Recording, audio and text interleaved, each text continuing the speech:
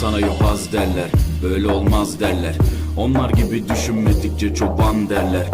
Biz Müslümanız, düşüncemiz hüsnü zandır. Bak istediğin güçle saldır, biz Rabbe müptelayız. İşimde Allah, dilimde Allah, zikrimde Allah, fikrimde Allah, aklımda Allah, aşkımda Allah, aslımda Allah, kanımda Allah. Hasbi Rabbi Cellallah, ma fi kalbi gayrullah, Nur Muhammed sallallahu